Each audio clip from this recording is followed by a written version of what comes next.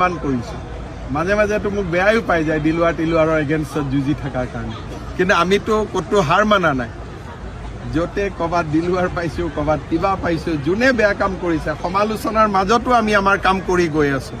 ক'তো জিৰণি লোৱাই নাই যাতে জাতি মাটি ভেটি সুৰক্ষিত আমি কৰিব পাৰোঁ। কিন্তু এইটো ঠিক আজি আমাৰ বাবে আটাইতকৈ আনন্দিতৰ কথা যে অসমৰ ইছলাম ধৰ্মী সমাজখনেও আজি বিজেপিক বুজি পাইছে। ইমান কৰিছোঁ। মাজে মাজেতো মোক বেয়াও পাই যায় দিলুৱা তিলুৱাৰৰ এগেইনষ্টত যুঁজি থকাৰ কাৰণে, কিন্তু আমিতো ক'তো হাৰ মানা নাই।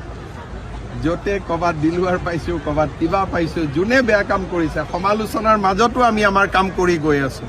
ক'তো জিৰণি লোৱাই নাই যাতে জাতি মাটি ভেটি সুৰক্ষিত আমি কৰিব পাৰোঁ। কিন্তু এইটো ঠিক আজি আমাৰ বাবে আটাইতকৈ আনন্দিতৰ কথা যে অসমৰ ইছলাম ধৰ্মী সমাজখনেও আজি বিজেপিক বুজি পাইছে। ইমান কৰিছোঁ। মাজে মাজেতো মোক বেয়াও পাই যায় দিলুৱা তিলুৱাৰৰ এগেইনষ্টত যুঁজি থকাৰ কাৰণে, কিন্তু আমিতো ক'তো হাৰ মানা নাই। য'তে ক'ৰবাত দিলুৱাৰ পাইছোঁ, ক'ৰবাত কিবা পাইছোঁ, যোনে বেয়া কাম কৰিছে সমালোচনাৰ মাজতো আমি আমাৰ কাম কৰি গৈ আছোঁ। ক'তো জিৰণি লোৱাই নাই যাতে জাতি মাটি ভেটি সুৰক্ষিত আমি কৰিব পাৰোঁ। কিন্তু এইটো ঠিক আজি আমাৰ বাবে আটাইতকৈ আনন্দিতৰ কথা যে অসমৰ ইছলাম ধৰ্মী সমাজখনেও আজি বিজেপিক বুজি পাইছে। ইমান কৰিছোঁ। মাজে মাজেতো মোক বেয়াও পাই যায় দিলুৱা তিলুৱাৰৰ এগেইনষ্টত যুঁজি থকাৰ কাৰণে, কিন্তু আমিতো ক'তো হাৰ মানা নাই।